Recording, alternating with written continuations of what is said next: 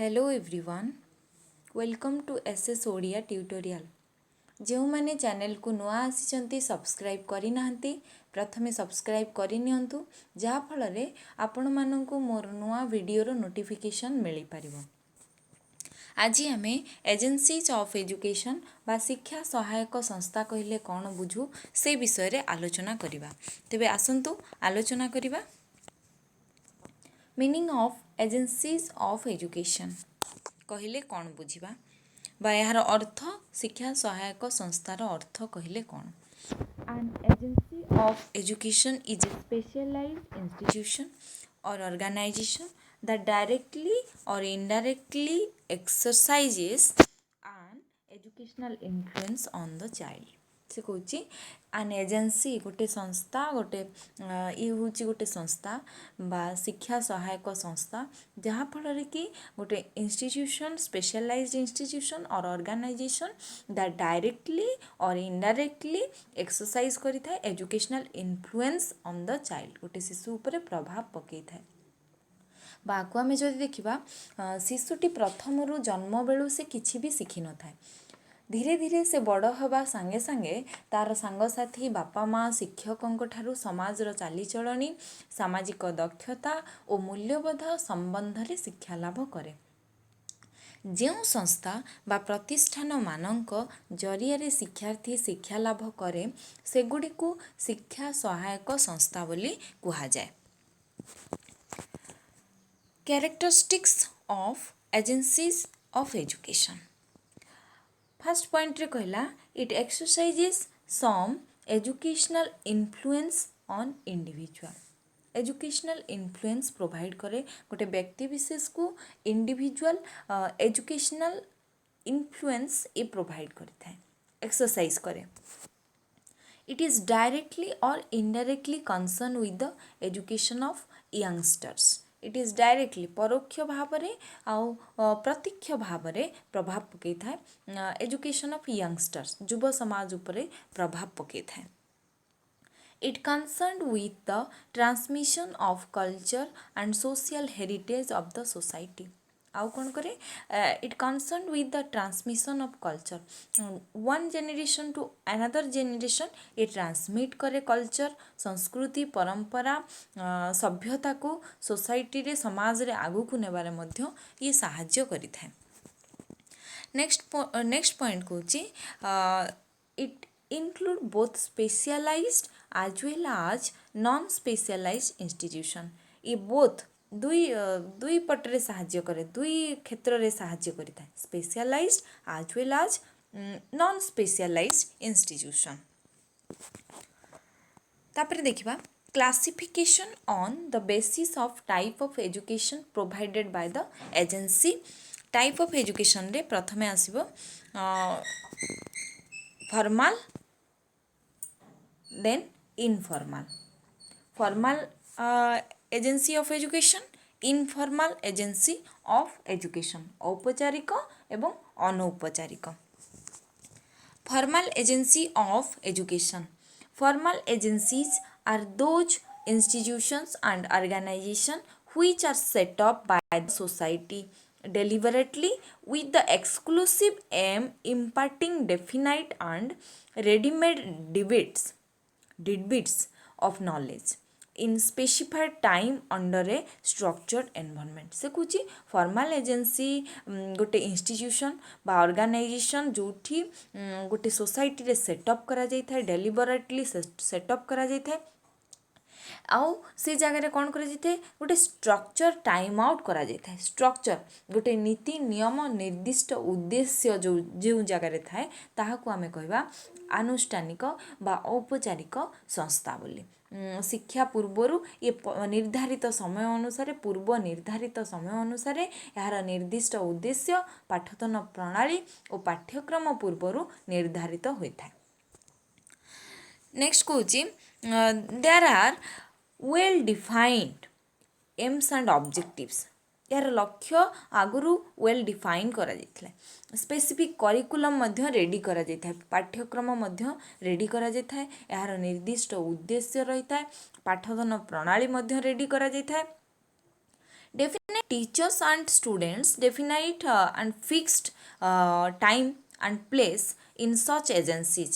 এই ଶିକ୍ଷା ସହାୟକ ସଂସ୍ଥା ଦ୍ୱାରା ଟିଚର୍ସ ଆଉ ଷ୍ଟୁଡେଣ୍ଟସ୍ ମଧ୍ୟ ଆଲର୍ଟ ଥାନ୍ତି। ତା ସହିତ ସେମାନଙ୍କୁ ଶୃଙ୍ଖଳା ଶିକ୍ଷାଦାନ ବେଳେ ଶୃଙ୍ଖଳା ପ୍ରତି ଗୁରୁତ୍ୱ ଦିଆଯାଇଥାଏ।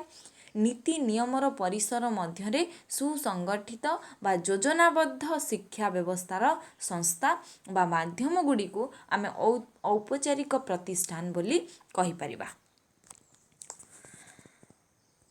ନେକ୍ସଟ ଆସୁଛି everything or every aspect of education are pre-planned or planned in advance। से कौची औपचारिक संस्थारे सबु जिनस प्री प्लान होता है, आगुरु योजनाबद्ध भाव में प्लान करा जाइए बा योजना करा जाइए, तापर से जिनस को से एजुकेशन को प्रिपेयर आ प्लान करिकी आमे क्लासरूम रे इंट्रोड्यूस करिथाउ।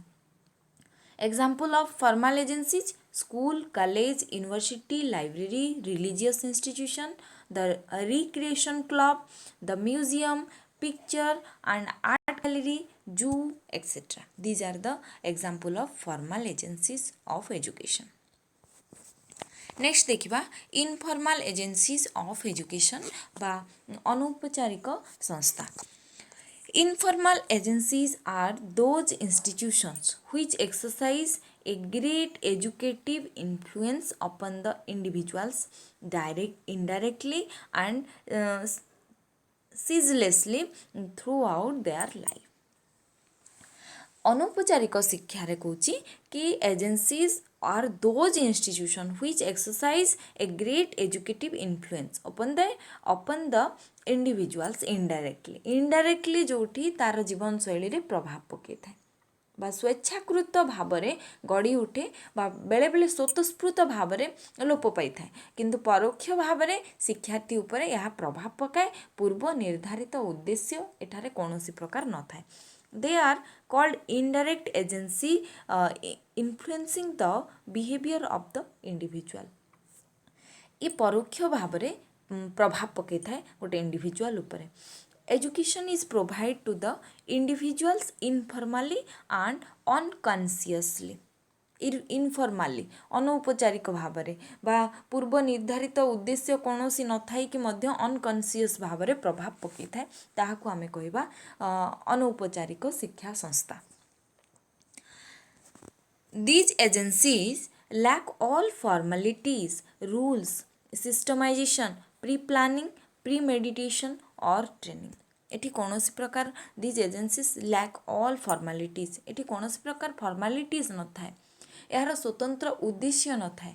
व्यक्ति जरिया से ही उद्देश्य संपादन करने समय परोक्ष भाव में एठी शिक्षार्थी उपर किसी शिक्षणीय प्रभाव पकाई न थाए, किंतु इनडायरेक्टली ये प्रभाव पकाए।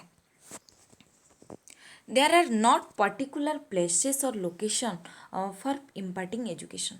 या पाई कौनसी पर्टिकुलर प्लेस न थाए जो जगह कि एजुकेशन नहीं पारिबो, सेमती पर्टिकुलर प्लेस इनफॉर्मल एजेंसी दे न थाए। Individuals learn incidentally and naturally bye their own initiatives and efforts. Individual व्यक्ति विशेष निजर ओन इनिशिएटिव एफर्ट निजर एफर्ट थ्रू रे से कौन करि परिबो लर्न करि परिबो, किछि सिखि परिबो। इंसिडेंटली और नेचुरली से किछि सिखि पारि थाए। Example family, community, state, social gathering, playground, associations, religious ceremonies, crowds, market place, cinema house, newspaper, fairs, exhibitions, radio, television, public meeting, field trip, etc. These are the example of informal education. Then देखिबा classification on the basis of role played by the agency. On the basis of role played by the agency, one is active agency, another is passive agency। सक्रिय संस्था, निष्क्रिय संस्था। Active means सक्रिय, passive means निष्क्रिय। First देखिबा active agency. Those agencies which provide for education through the interaction of the persons are called active agencies of education। जो agency बा जो संस्था फॉर एजुकेशन एजुकेशन पाई कौन करे interaction of the persons interact करि थाए ताहाकू आमे कहबा सक्रिय संस्था. The interaction is a two-way process. Interaction आमे काहा कहबा it is a two-way process द्विपाक्षिक प्रक्रिया. जेहेतु ये द्विपाक्षिक प्रक्रिया यही संस्था माध्यम विद्यादाता और विद्याग्रहीता उभय सक्रिय भूमिका ग्रहण करिथांती. बोथ एजुकेटर एंड एजुकांड विद्यादाता और विद्याग्रहीता जे विद्या नेब ताको कहा जाए विद्यादाता बा शिक्षक सॉरी विद्याग्रहीता कहले एजुकांड जे विद्या नौछि विद्याग्रहीता विद्यादाता दुई जण एठी सक्रिय भाव में रोल प्ले करिथांती. और the individual and the group influence and react to each other. एठी इंडिविजुअल किछि रिएक्ट कले शिक्षार्थी शिक्षक दुई जन को एठी ए जगह कह जाउछि टू वे ट्रैफिक रूपे वर्णना करा जाइछि. टू वे ट्रैफिक दुई ध्रुवीय पंथा जहाँ को कह जाए टू वे ट्रैफिक रूपे वर्णना करा जाइछि. एठारे शिक्षार्थी विद्यादाता को बा शिक्षार्थी शिक्षकों सबू कथा को सत्य मानि नेबा मानि जाए नाही. सी मध्य निजर किछि प्रश्न पचारि परिबो इंटराक्शन करि परिबो टीचर सहित किछि भी निजर पूर्वार्जित ज्ञान हो किछि अभिज्ञता हो से शेयर करि परिबो शिक्षार्थीटी आ शिक्षक मध्य शेयर करि परिबे. तो आकु सेति पई कहवा गला it is a two way process. The agency is called active because both the agency and the individual actively participate and share in the educative process. Both teacher आउ कहली टीचर आउ स्टूडेंट एठी बोथली पार्टिसिपेट करथांती ता सहित एठी समाने निजर actively participate through रे किछि शेयर करि पारिथांती एजुकेटिव प्रोसेस रे शेयर करयंती. Example of active agency family school church youth activity groups associations social welfare agencies sports club museum art galleries entertainment programs. These are the example of active agency of education. Next देखिबा passive agency of education बा जाहु कहबा निष्क्रिय संस्था. Passive agencies are those agencies which potentially influence the individual but are not influenced at all by the individual. Passive agency निष्क्रिय संस्था एठिरे एई संस्था माध्यम रे शिक्षादान करुथुवा विद्यादाता केवल सक्रिय भूमिका ग्रहण करिथाय. विद्या जे दौची बा शिक्षक याकू आमे कहबा सक्रिय संस्था को बा एक्टिव एजेंसी को कहले टू वे ट्रैफिक याकू आमे कहबा it is a one way traffic बा एक ध्रुवीय पंथा. The interaction is one-way traffic. Such agencies are called passive.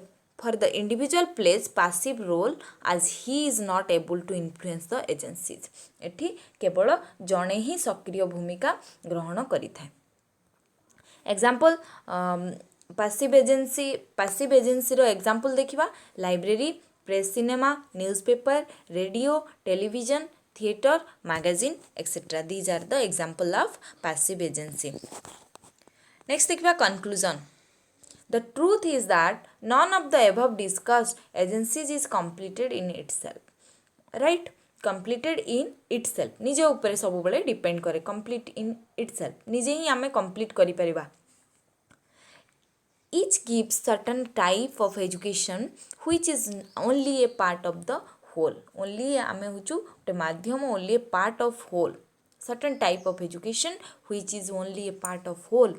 In reality, both formal and informal agency of education are mutually complementary and supplementary for the complete and wholesome development of personality. गोटे personality बा गोटे चरित्र गठन बा चरित्र को विकास करबा को हेले formal and informal agency both mutually complementary supplementary help करथाय complete for the complete development पई गोटे कंप्लीट पर्सनल डेवलपमेंट पई ये हेल्प करिथाय. Thus both agencies should be cooperate in educating the child गोटे शिशु को डेभलप करने गोटे शिशु को एजुकेटिंग करने educating the child both cooperate करते both agencies there must be a balance of working by both the agencies total development of the child.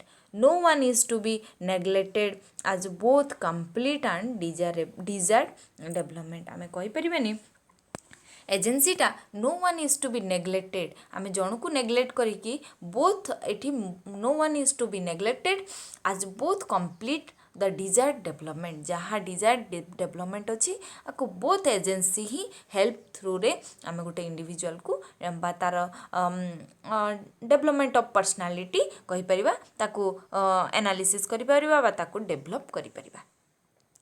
ये थिला आजिर डिस्कशन बा शिक्षा सहायक संस्था कहले कौन बुझू या कौन कौन कहुई मु सब आलोचना कली। जदि आपन को वीडियोटी भल लगी थाए तार लाइक करंतु शेयर करंतु चैनल को आउ थरे कहि रखुची चैनल को सब्सक्राइब करि नियंतु जहाँ फल रे मोर नुआ वीडियो रो नोटिफिकेशन पाई परिबे। Thank you.